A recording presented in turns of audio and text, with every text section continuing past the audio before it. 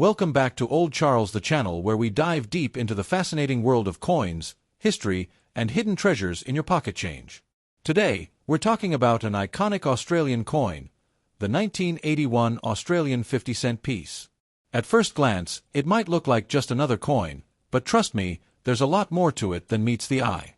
So, grab a seat, because we're going to uncover its history, condition, and real value in today's collector's market. Let's start with the history. The Australian 50-cent coin, as we know, it was first introduced in 1966. Interestingly, the very first issue in 1966 was made of 80% silver, making it highly collectible today. However, because silver prices quickly rose, the government realized it was too costly to keep minting them in silver. So, starting in 1969, the coin was reintroduced in a larger, dodecagon, or 12-sided, shape. This design ensured it was easy to distinguish from the round 20-cent coin.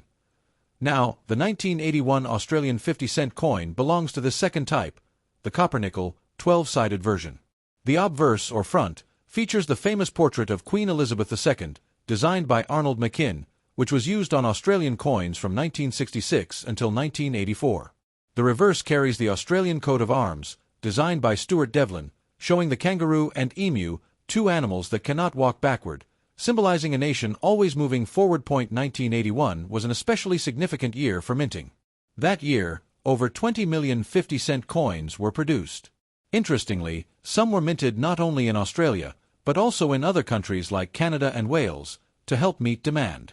This adds a fascinating twist for collectors, as coins minted overseas sometimes have subtle differences that make them highly desirable. So, what about the value of a 1981 Australian 50-cent coin today in circulated condition, meaning a coin that has been used in everyday transactions? The value is typically 50 cents to $1 AUD, depending on where. However, if you find one in uncirculated or mint state condition, its value can rise significantly, anywhere from $3 to $15 AUD, depending on grading. Now, here's where things get really interesting. Some varieties, such as coins with errors, misstrikes, or overseas mint differences, can fetch much more. For example, a coin with a double strike, off-center strike, or planchet flaw could be worth tens or even hundreds of dollars to the right collector. And let's not forget about proof versions, specially struck coins for collectors, which can command higher premiums, often ranging from $20 to $50 AUD if in pristine condition. So, while most 1981 50-cent coins are common, there are exceptions that can make your find quite valuable. When it comes to coin collecting, condition is everything. A coin that's been heavily circulated will show scratches, worn edges, and a faded queen's portrait. These are worth mostly face value. Coins in very fine or extremely fine condition, where most details remain sharp, are worth a little more to collectors. Showing no wear and retaining their original mint luster are the real prize. Collectors often pay a premium for coins that look like they were just struck yesterday.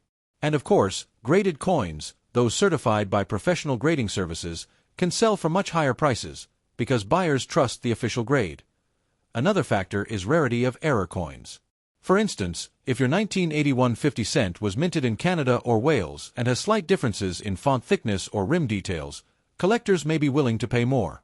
Always check carefully for these subtle variations. So, to sum it up, the 1981 Australian 50-cent coin may not make you rich overnight, but it carries a fascinating story. It represents a time when Australia was still relying on overseas mints, and it continues the tradition of the iconic 12-sided design that's instantly recognizable today. In circulation, it's worth around 50 cents to $1, but in uncirculated or error form it can jump into the double or even triple digits. That's why it's always worth checking your pocket change, because sometimes history and value go hand in hand. We're diving deep into the Australian 50-cent coin from 1981. At first glance, it may look like an ordinary coin, but its history, background, and the circumstances around its minting make it a fascinating piece for collectors. So, let's take a journey back in time and discover the full story of this coin. To really understand the 1981 Australian 50-cent coin, we need to go back to 1966, when Australia officially adopted decimal currency. Before that, Australians used pounds, shillings, and pence, a system inherited from Britain. On the 14th of February, 1966, Australia switched over to the modern decimal system, and along with it came brand new coinage, including the very first 50-cent coin. Now here's where the story gets interesting. The first 50-cent coin of 1966 was round and made of 80% silver. Because silver prices rose rapidly at the time, the metal content of the coin soon became more valuable than its face value. Many people hoarded these coins for their silver, and within just a couple of years, the Australian government realized that continuing to mint silver 50-cent coins was unsustainable, so in 1969, a new version of the coin was released. This time, the coin was 12-sided, a dodecagon, and made of copper nickel instead of silver. The unique 12-sided design served two purposes. First, to easily distinguish it from the round 20-cent coin, and second, to give it a distinct identity in Australian coinage. This 12-sided design quickly became iconic and has been used for the 50-cent coin ever since. By the time we reached 1981, the Australian 50-cent coin had already become one of the most widely recognized and heavily circulated denominations in the country. But that year holds a special place in history because Australia's Royal Australian Mint in Canberra couldn't produce enough coins to meet demand. To solve the shortage, the Australian government contracted overseas mints to help. This means that 1981 50-cent coins were struck not only in Australia, but also in Canada and at the Royal Mint in Lantricent, Wales. This outsourcing wasn't common, which makes 1981 a standout year. Collectors today know that some coins from that year have subtle differences depending on where they were struck. For example, slight variations in the rim, the sharpness of the design, or even the font thickness in the lettering can sometimes give clues about their origin. This makes the 1981 50 cent not just a regular circulation coin, but also a piece of international minting history. The obverse of the 1981 coin features the second portrait of Queen Elizabeth II, designed by Arnold Machin. This portrait was first used in 1966 and continued until 1984. In this design, the Queen is shown wearing the Girls of Great Britain and Ireland tiara. Collectors often note that this portrait gave Australian coins a very traditional and regal appearance. The reverse, designed by Stuart Devlin, who was nicknamed the Goldsmith of the Nation, features the Australian coat of arms. At the center is the shield, divided into 6 parts, each representing one of Australia's states. Supporting the shield are the kangaroo and emu, 2 creatures that can't walk backwards, symbolizing progress and a nation that moves forward. Above the shield sits the Commonwealth Star, representing the unity of the states and territories. It's also important to note that 1981 sits within an era when Australia's economy was modernizing, trade was expanding, and coinage was a vital part of daily life. These coins circulated widely in shops, schools, and households, and millions of Australians would have carried them in their pockets. For that reason, the 1981 50-cent coin doesn't just represent currency.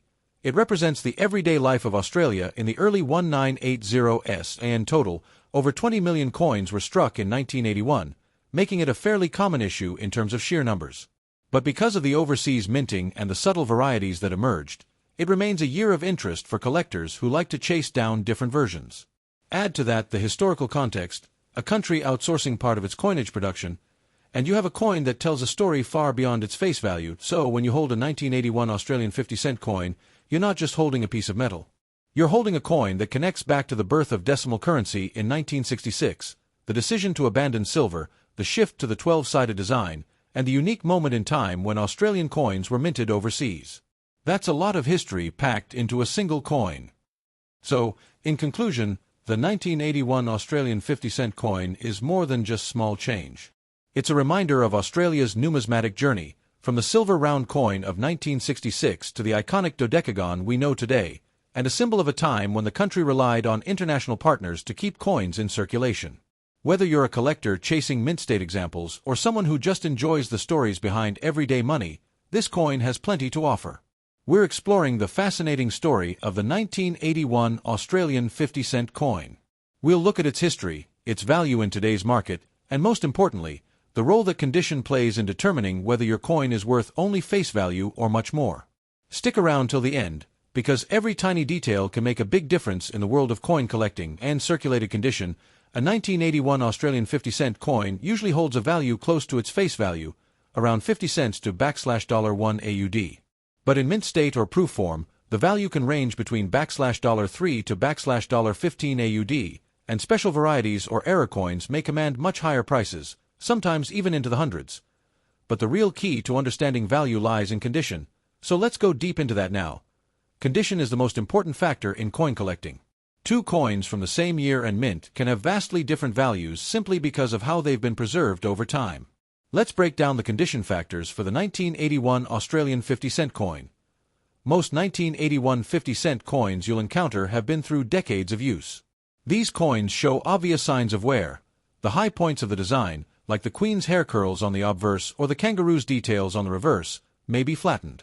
Scratches, dings, and rim damage are common, since coins in circulation rub against each other in pockets, wallets, and registers. The luster, that shiny glow a freshly struck coin has, is almost always gone in heavily circulated coins. Such coins are worth face value only. Collectors usually pass them over unless they carry an error or unusual variety. If your coin shows some wear but the finer details are still clear, it may fall into the very fine, VF, or extremely fine, EF/XF, category. In this grade, the Queen's portrait still has detail in the hair and tiara, though some flattening is visible. On the reverse, the kangaroo and emu still show fur and feather lines, though slightly softened. These coins carry a small premium. Collectors may pay between $1 and $2 AUD, sometimes more if the coin is well centered and clean. Coins in about uncirculated AU condition have only the slightest trace of wear, usually visible on the very highest points of the design. They may show a little loss of luster, but to the casual eye, they look very close to new. Now we enter the territory collectors love most. Uncirculated, UNC, or mint state, MS, coins have never been used in transactions.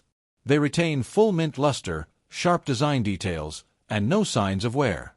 However, they may still have tiny contact marks from the minting and bagging process.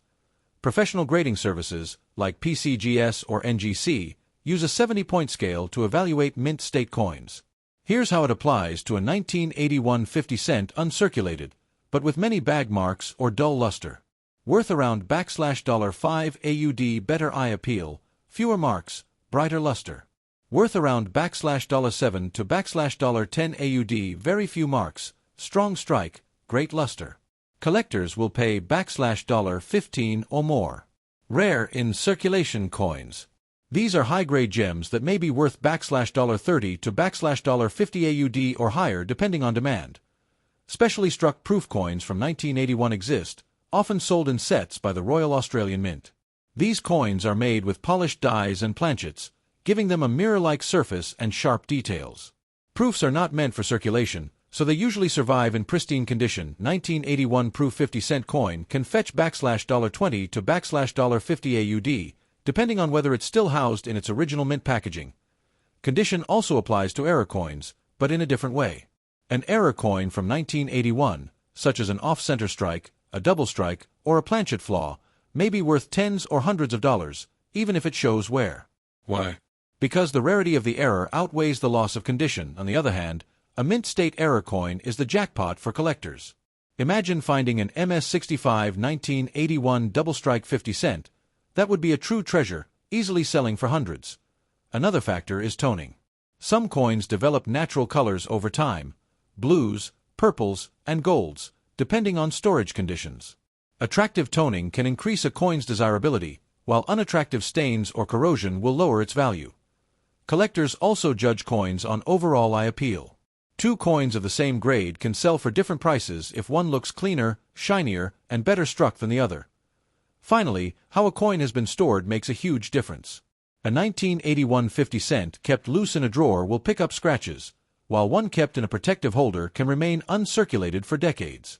If you find one that still looks brand new, chances are it was taken out of circulation early and kept safe by someone who knew its potential. So, as we've seen, the condition of the 1981 Australian 50-cent coin is the key to unlocking its true value. Most examples are common and worth face value, but a well-preserved coin in mint state, or one with an error, can be worth many times more. From bag marks and luster to proof strikes and toning, every little detail matters when it comes to coin grading. That's the beauty of coin collecting. Two coins from the same year can tell completely different stories depending on how they've survived over the decades. So, check your change carefully. That ordinary-looking coin might just be a hidden gem. If you enjoyed this deep dive into the 1981 Australian 50-cent coin, make sure to like, share, and subscribe to Old Charles for more coin stories and values from around the world. Remember, every coin has history, every coin has condition, and every coin has a story waiting to be told.